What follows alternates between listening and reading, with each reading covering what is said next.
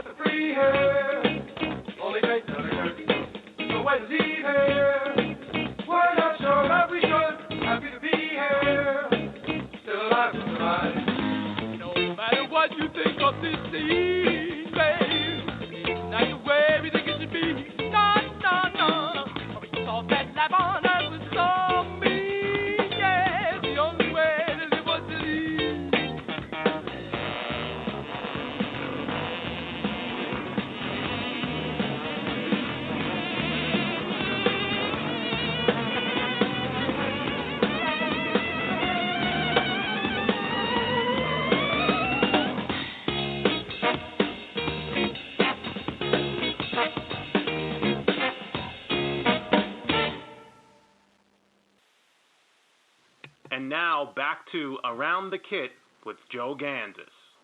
Guys, we are back. 646-787-8027. What a funky track. And what do you know? My first guest tonight, it gives me great pleasure to welcome to Around the Kit, the great Jim Payne. Jim, Joe Gansas, Around the Kit. How are you, sir? Yeah. I'm good, man. Finally, we get to talk in person, man. I really appreciate you having me on the show, man. That tune just brought back a lot of memories, man. That was a nice, funky tune, man. Back then with the Slickophonics, we had a pretty good run, and I hadn't heard that in quite a while, man. It was fun to listen to that. Oh, man. Great, great stuff. Thank you for coming on my show, Jim. Give me some of your time tonight. I appreciate it. All right. No problem, man. Take me back a little bit, bro. I like to paint a picture on my show. Take me back to late 50s in Connecticut when you traded in your accordion for drums. And by the way, we're so happy you did that. The drums are so much cooler than the accordion. Take me back to what was going on there. Well, I agree. The drums are so much cooler. Well, you know, somebody in the family had to play some music. My mother played the piano, and so I was the guy. So I saw the accordion being played in school at a you know, some kind of a presentation. I thought, wow, it sounds like a whole band, you know, because it has a bass in there and everything. I said, well, let me try this. So I took lessons down in Bridgeport, Connecticut, for about a year, I guess. And I wasn't very good, you know. I mean, my mother would have me play for the bridge club, you know. I hated this. Anyway, my teacher, she said, well, let me give you, you know, start with my son. She had a son who also played and played the accordion. So cause she wanted to get rid of me. So I started studying with him, and then I wasn't a very good student. And, you know, I do a lot of teaching now, but at that point I was a terrible student of the accordion. Mm-hmm. And so he also played the drums, and he had a little practice pad there in the studio. And when I wasn't, you know, doing the thing, he said, well, you got to practice. And he made me practice during the lesson. And I looked over at the drum pad and heard him, you know, playing. I said, man, this is it. You know, I got to forget about this. You know, so I went home, got a pad, and then I ended up trading in the accordion, and that's kind of how it started. Then I just started listening to records, you know, Fats Domino, Little Richard, and some, you know, all that kind of stuff that was happening in New Orleans at the time, and just, you know, worked on it basically by ear, you know, listening and playing along and over and over again. So that's how I got started. Absolutely, bro. And then later on, I think we studied with guys like Sonny Igo and Henry Adler and Philly Joe Jones. Yes, I did. It was a great privilege. You know, then I went to college and was in a band there, and continued on. And then I went into New York and decided, you know, I had to, if I wanted to pursue this, and I was playing every weekend, and, you know, looking to see tomorrow, different college gigs and stuff. So I figured I better get down with it. And I was working with the band up in New Haven, Connecticut, and then I decided to take lessons in New York. And a good friend of mine, Jim Strasberg, who was a great drummer, who played with Sly Stone and a bunch of other people, had studied with Sonny Igo. So I went in there in New York, there on 46th Street, and studied with Sonny for about 2 years. And he taught me a lot about rudiments, a lot about reading, taught me how to read, basically. And then I studied with Henry Adler after that. He was kind of the head guy, you know. I sort of had to study with Sonny first. And then I studied with him for about a year and a half or so. I ended up, in the long run, with a studio in that building. And I lived there. I lived in the building above Henry Adler's studio out here, tapping, you know, in my apartment. But there was a lot of fun in that area. But Sonny was great, and Henry was a real particular about reading, and, you know, you have a lot of stuff about technique. And then, you know, not much later, but somewhat later, I ended up getting into the whole jazz thing, and I just went up to Philly Joe, you know, and said, hey, man, can you give me a lesson, you know? So I had about 4 or 5 lessons with Philly Joe, and he was living in the East Village, and I was living in the East Village as well. And I'd go up there, and he would work out of the Charles Wilcox book. Mm-hmm. You know, it's Rolling in Rhythm or something like that it's called. And his concept, you know, just to meet Philly Joe and hang out with him was, you know, was amazing in itself. But he would play there's a whole page of rudimentary study, you know, so it was a piece. So I'd learn the piece. Well, first of all, he would show it to me, and then he would say, okay, now go home and memorize it and come back. Mm-hmm. And, you know, it was a whole piece of, a whole page of paradiddles and accents, right, and all this stuff. And I had never really done that. You know, I played a bunch of gigs, and I could read one line of music, but memorizing was really important, and that kind of hit me to it, and I've been working on that, you know, ever since, because I think that's a big key in playing, you know, to be able to hear a form, to be able to memorize stuff, to be able to memorize a groove, and then to play another groove, and then remember what the first groove was, you know. So right.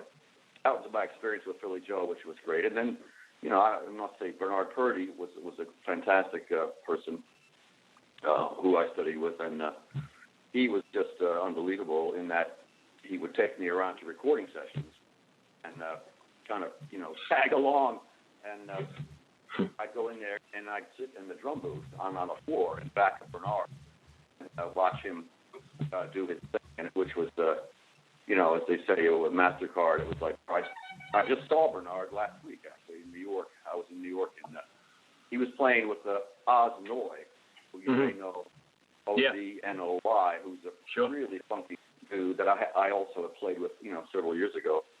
And so Bernard and I were able to reconnect, but to take me into recording sessions like that was just amazing, And I found out that Bernard, he has a great book out, by the way. It's, what is it called? Let the Music Speak, which is his biography. And found out that he has a photographic memory, which, nice. I wrote a blog about it on my website, funkydrummer.com. Some more information in there, but it's kind of unusual. One session I went in the drum booth, sat on the floor, they passed out the charts, it was some kind of jingle, and he looked at the chart for maybe, 30 seconds. He turned it upside down and put it on the music stand. And I was like, wow, what is happening? I just couldn't believe it. And it was like, basically he memorized the chart. Because, if you know the music, that's the key. You don't have to worry about the groove. You just think about the groove. So that was really enlightening experience. So that's kind of a quick rundown of my education. I studied a little piano and stuff too. But there you go. Very nice. Guys, we're talking to the great Jim Payne. He's been so nice to come on my show tonight. My question about these three guys that I mentioned, mainly Sonny, Henny, and Philly Joe, all these years later, can you still apply some of the things they taught you? Are they still in your head these days, Jim? Mm-hmm. Well, yes, absolutely. Philly, first of all, Sonny, was very particular about the hands, and that whole rudimentary thing. And it goes to, how do you hold the sticks? Where do you hold the sticks? In the fulcrum, and kind of keeping it loose, and working on slow motions. And the idea that, how you're holding the sticks and doing everything slowly is what makes it, internalizes it into your muscle memory, where basically once you get the motions down, you're not thinking about them anymore. You're thinking about, what you're playing with them. And you have to get to that point before the rudiments really start to live, and you start to be able to play stuff with them that you hear and you want to play. So technique-wise, yes, absolutely. And reading-wise, my God, Sonny is like an amazing reader. He did Ed Sullivan Show. He did the NBC Orchestra. He did a bunch of stuff. So that's definitely with me. And Henry was a fine tuner of the hands. And and Philly Joe, I pretty much, that whole idea of memorizing it, I'm still working on it. I'm working on it when I practice. Maybe not memorize that particular piece, but some kind of memorization. That is really, I think, important. So yeah, they stick with me, and I'm very grateful to them, for their work. And then later on, we attend Yale. And you're busy performing in Yale with R&B units like Prince Lala and the Midnight Creepers and the Five Satins. Take me back to Yale. When I think of Yale, I don't think of this really, but take me back to those days too of Yale. This is great, Joe. I went there. My father went there, and my brother went there, so I kind of had to go there. And at that time, I was pretty much into music, and so we had a couple of guys that got together, and then Yale, New Haven is a what shall I say? It's an inner city type of place, where you have the college, and then the different neighborhoods, and then you also have the black neighborhood basically. And we were able to we found some guys there who had a group, three guys, singers. And so we had guitar, bass, piano, and drums were the Yaleys, and the three singers were, from the other side of the tracks, whatever, and they were great. So we put it together and did a lot of R&B stuff of the day, whatever, Isley Brothers, funky stuff. And they sang their harmonies, and we had and then we would play pretty much every weekend, in either at Yale at a fraternity, or we would travel, down to Princeton. We'd go up to, Providence. We played, all around. And then in the summer, we played some steady gigs here and there down in New Jersey. So that was it was kind of odd, me being, okay, Yale's sort of a, intellectual upper class and all that, right. But it was like, but it was still just good old funky music, and so that really got me going as well, Great. And we had a lot of fun with that. Great stuff. Yeah. Prince Jim. Lala is another story. Yeah, you go ahead, Joe. No, go ahead. I'm sorry. I apologize. Go ahead. Well, he's kind of an interesting character. He's not with us anymore, Ken McKenzie, and I played with that group for a while. He was kind of a shocker, kind of a. He did, tricks and flips off the stage, and he was not much of a singer really, but he was a great, great showman. Mm. And through that, I got to meet Bob Greenlee, who was a Yale student, and played bass and baritone sax. And then later on, I worked a lot with Bob after school. He lived down in Sanford, Florida, outside of Orlando. I had a studio called King Snake Records, and I went down there for about almost 3 years as a session drummer, and so that was a great relationship. Unfortunately, Bob is not around, but that was the Prince Lala. Then they changed the name to Root Boy Slim and the Sex Change Band. Okay. And he had pretty good success. I wasn't with him at the time, but he's on Warner Brothers, and he's kind of kind of a bluesy guy with sort of off the wall lyrics. But, great stuff, guys. I was talking to the great Jim Payne. Jim, since the 50s till now, technology has changed. Drums have changed. Cymbals and gears and pedals. The whole deal. You've been around much longer than I have, and I've been around only about 34 years playing. You're playing much longer than me. Is the concept still the same to a Jim Payne, even though we have the new heads and new drums and new cymbals? Is it still the same concept? You hold two sticks in your hand and you hit things? Yeah, that's it, Joe. You got it, man. I would just say, yes, it is. I mean, depending what the gig is, you might want a different sound for a certain thing, in which case you use a thicker head, to get more dead sound. And that basically, it's coordination, and it's thinking, singing sounds in your head and transferring them to the drum set. Technique or, equipment is equipment. It's like anything in sports, the stuff gets better, but look, hey, I found an old K, I must say I endorse Paisley. They're a great company, and I have for years. Love all their hi-hats and a lot of their crashes and cymbals too, but I found a cracked K, original K Istanbul cymbal in a recording studio, or it was a rehearsal studio. And so I offered to trade the guy. I said, hey, man, this cymbal's all cracked. I have one here. It's not. And so he traded. And I've been playing on that one, pretty much all my jazz gigs. And I have an old A. And I have, lots of Pisces as well that I use. So that's funny how that is, because a lot of stuff is getting into the vintage thing, the snare drums and everything. I'm, in some respects, I'm fortunate to have a guy, Al Peterson, who makes snare drums for me, and which are really sharp. He's got a nice. I've got several nice drums from him, and things do change, but I think basically it's the same ball game. Great, absolutely. Did the artist you worked with over the years, actually help you to understand your instrument better?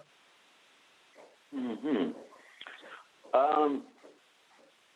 Well, I mean, you're backing them up, so the subtleties of what they do, you kind of have to translate into the drums, and it becomes kind of evident, if you're playing with a singer or and all of a sudden, everything gets very soft, and they go into a rap thing. I played with Esther Phillips, and Pee Wee Ellis was the band leader there, and she would go into a long rap, and then so at that point you got to really come down and lay out, so you got to play, keep the time, but you got to get yourself into the mood of what the song is and what the situation is, and if the artist has a lot of different dynamic levels, you will learn that. I mean, I've gotten at one point. I remember when I was playing a funky gig, and I thought it was a funky gig in New York with somebody I hadn't played with, and I thought I was having fun, and then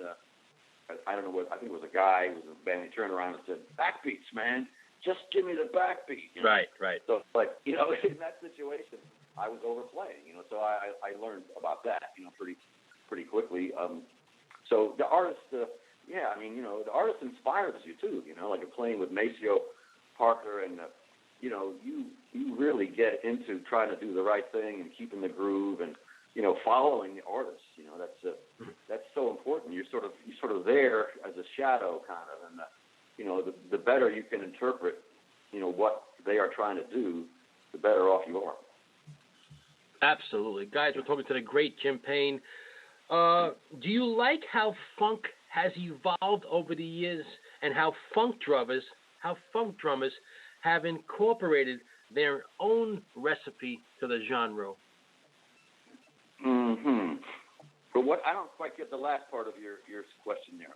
How funk, to the genre of funk or to the genre of pop or of funk? Do you like what the funk drummers today are adding to the genre? Yes, I do. It's like there's a lot of different things going on. I'm not super up on everything, but right.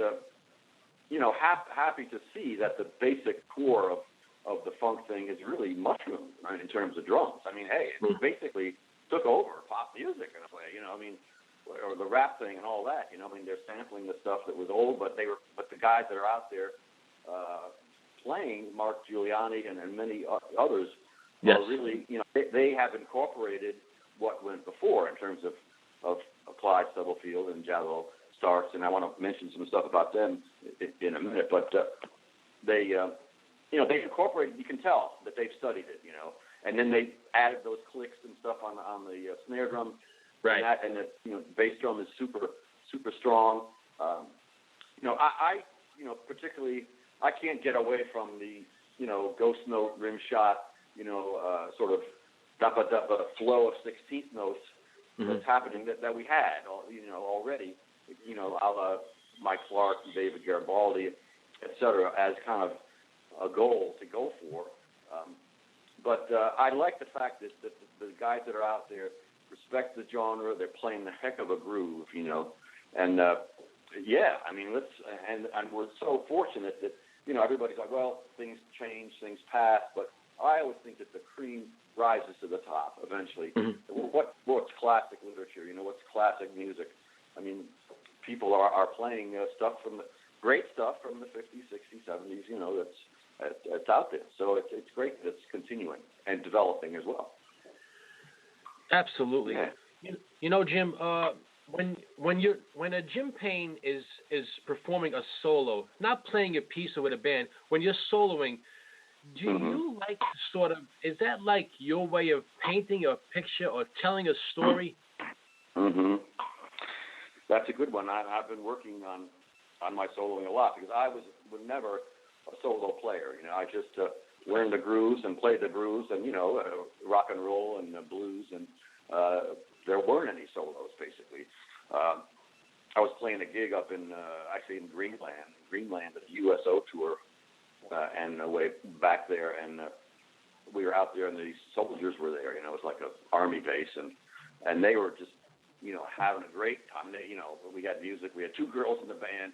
We had a go-go dancer and a singer, and the guys were very respectful, but they were just ready to party, And so somebody yelled out drum solo, and so the guys in the band left the bandstand, and there I was, So that was my first drum solo, and basically I did a kind of a Gene Krupa thing on the floor tom, dum da ba da ba da ba dum da ba dum, and they loved it. It was like it was funny.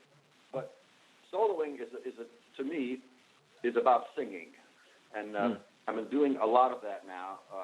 In other words, painting a picture is pretty good there.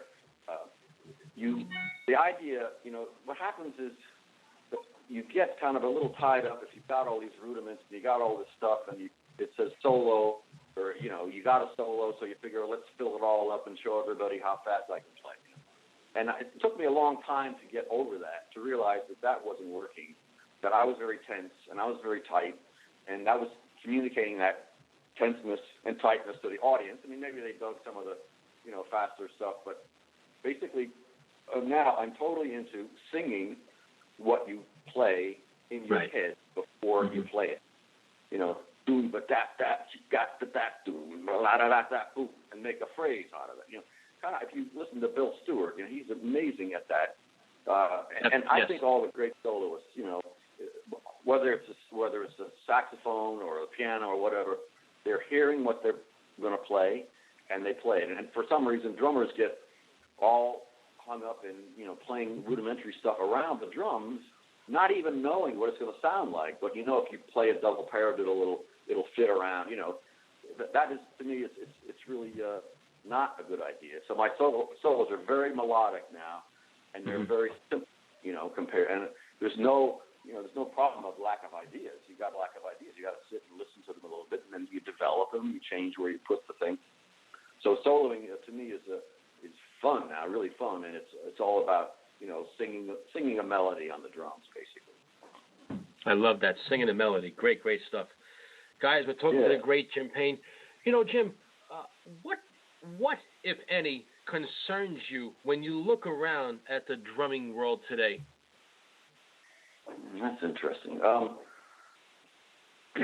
Well, one thing, I guess, one thing is the volume, man. It's like it's become kind of a steroided medium where you sort of have to have electronics in order to compete or in order to have a great concert show. So you see a lot of great drummers, playing big shows, and everything is amplified, and that it's to the point where there's a section, not all for sure, but there is a segment that is about kind of an athletic approach to the drums, where you work out and you play loud and you play fast, and I'm not really a fan of that genre, so that is a little bit, it's probably the whole amplification thing is not going away, so it's got to be, we've got to live with it. But depending on what the gig is, I kind of, that doesn't turn me on. But I must say that there's a lot of great things. The fact that, the young people are into it, that they want to learn the stuff, and sometimes they bring in stuff to me. I teach, at Berkeley online. I have my own online teaching website, online drumming at funkydrummer.com, and they come in, and sometimes they want to learn a song, like a guy just the other day wanted to learn Bernard Purdy. We wanted to learn the King Curtis, which was live at the Fillmore with Aretha Franklin. I forget what tune it was, but it was like, that's back there, a great tune. The fact that they want to come out and learn that, it's encouraging to me that, again, as I said, the cream, sort of rises to the top. Absolutely, great stuff. I just, I look around today, and I love what drummers are doing, and then I have some concerns that I'm not happy with, really. I just think, especially with social media, I think sometimes social media can be so good, Jim, and then it could send the wrong message sometime. I just, we see a clip of a drummer playing 1,000 miles an hour for 18 seconds, and then we have to say, wow, he's tremendous, he's great. I think we're almost getting a wrong message there, but that's just my opinion, No, I'm with you there. As I said, it's really, I agree. Can I say? Cool, good stuff. Yeah. How there's a couple how of things. important is to you when I say the word preparation, what is preparation to your drumming life? Wow, that's good. It's just about everything. I mean, when you think of it, you're playing from your preparation. I mean, even if you haven't practiced in a week or 2 weeks or whatever, and you get out there, you're going to be at the level at which your practice left off.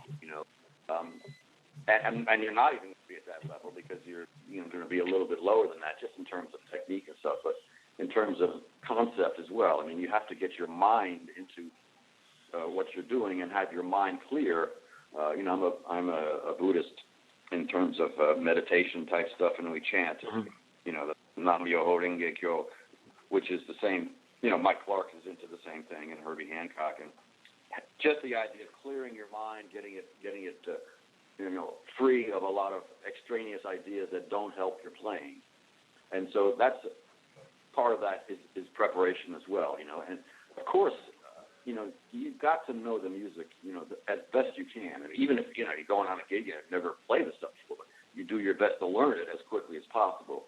My friend Jim Strasberg, who I mentioned earlier, the drummer, in terms of jazz, jazz is, to some extent is the forms can be pretty basic, but I asked him, hey, what if you never played the tune before? He said, well, I said, I listened to it, and after the first time through, I pretty much had it, and I was like, wow, so that kind of a thing, you have to really zero in on and try to get the forms down.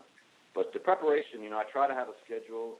I try to work on various things, work on holding the sticks lightly, work on various grooves, work on going back from A to B, remembering A and B.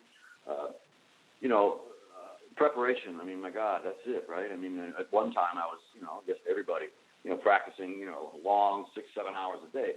But, now it's just more like an hour or something like that. But, preparation, that's it. You can't just walk out there and say, the whole thing of like, well, this guy's talented, he's really talented. So it sounds like he, came out of the womb with drumsticks or something, I mean, I don't believe, I think it's like, I forget who said it. It's like, it's like 2% talent and 98% work, I mean, let's, that's how it works. That's just, and you get satisfaction that way. Hey, if you came out of the womb playing drums, I mean, that's one thing, but if you worked your butt off and, got somewhere and progressed, then you're a happy guy, I had the privilege, I'm not sure if you know him, the great Kenny Aronoff.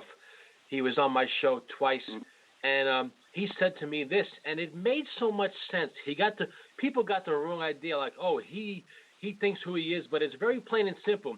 He said, there's no shortcuts, people. There's no shortcuts in life. If you're going to take shortcuts, you're going to get smoked by guys like me.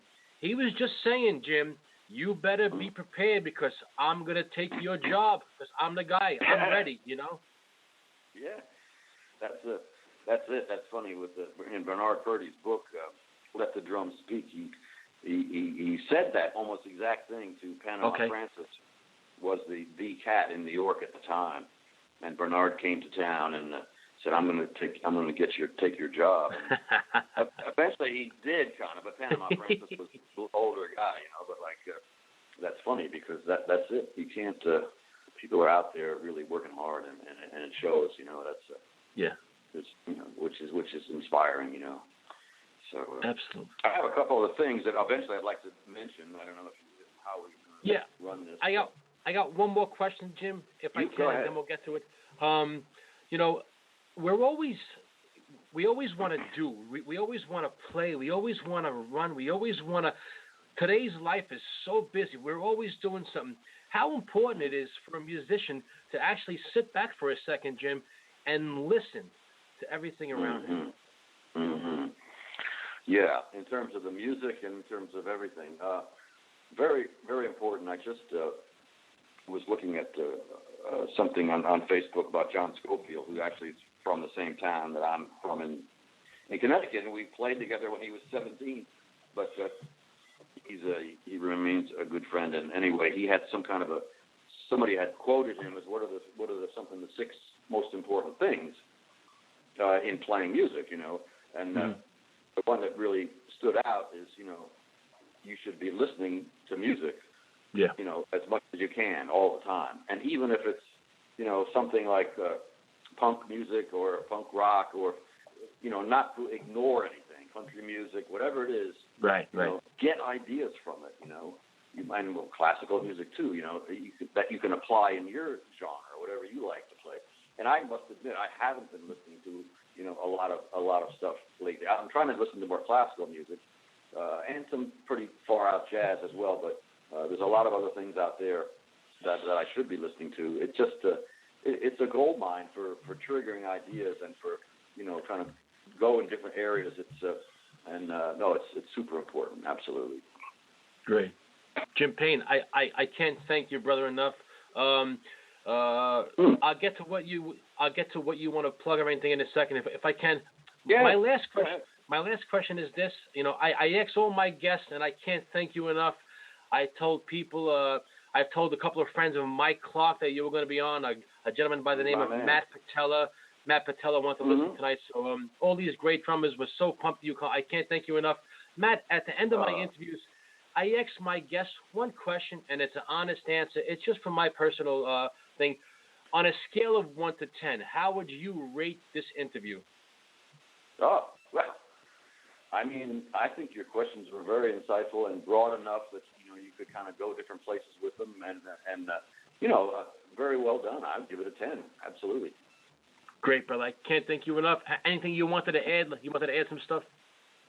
Yeah, I mean, I'm starting to do some clinics, which I wanted to mention with Clyde Stubblefield and Jabba Starks, and actually I got one coming up Sunday, November 13th here in San Jose, close by me, with Clyde, and I'm really, really excited about that. And then we have some stuff. We're lining up stuff actually for next year. We have the Chicago Drum Fest with Jabba and Clyde and myself, and it's kind of a new thing that I'm. You know, I know these guys over the years, produced some records with Clyde, and so the fact that, you know, I'm doing more education now, it's really exciting to do that.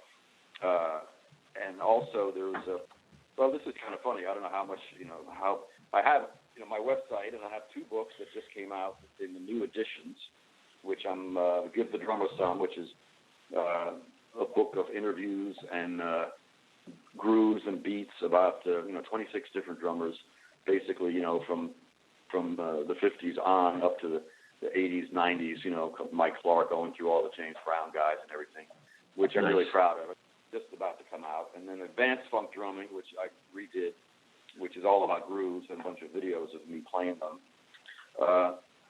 So that's pretty exciting on the website. You know, I do have online teaching, and everything from little packages of grooves to, you know, full out, like the Berkeley course that I teach, which is basically, you video yourself playing, and we work through material, which has been very exciting because, you know, playing and learning from students all over the world, you know, which is really unbelievable. It's unbelievable that we're doing this right now, you know. Right. I mean, it's just a wonderful time to be able to connect with students.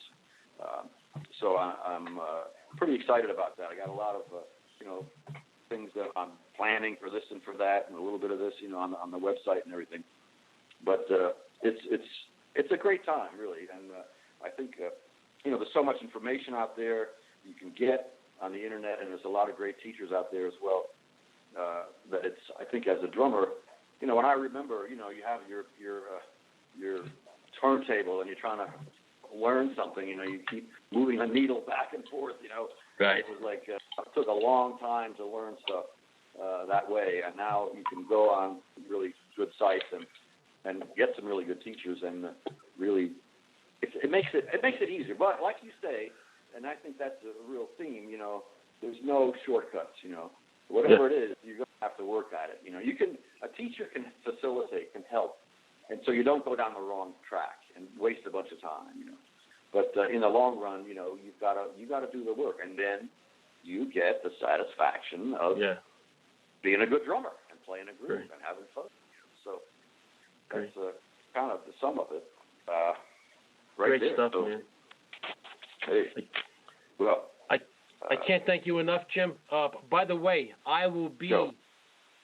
I'm going to actually be doing my show and giving all kinds of stuff out to really get my show out there. I will be at the Chicago Drum Show on May 20th and 21st. So I'll come by and say hello, and if I can, we'll meet. Great, that'd be great. Yes, we got the 21st, I think it is, that we're doing our thing. So great, fantastic, Jim, great. So I guess we'll get to hang out. Yeah, Jim, I can't thank you for this time, man. From everybody at Around the Kit, you're a gentleman and a great drummer, and I hope down the road we can do this again, man. Okay, no problem, man. I enjoyed it. A lot of fun. Keep it going. Thanks for doing this, Yeah. Yeah, man. Have a great night, brother. I appreciate it. Okay, you too. Thanks, Jim. Take care. Great stuff. Guys, check out all that Jim Payne does. When you watch this guy, you just, it's just a groove. I get so drenched in these great drummers. You just sit back and just close your eyes. That's what it's about, a groove to me, and a pocket, man. Check out all that Jim Payne does.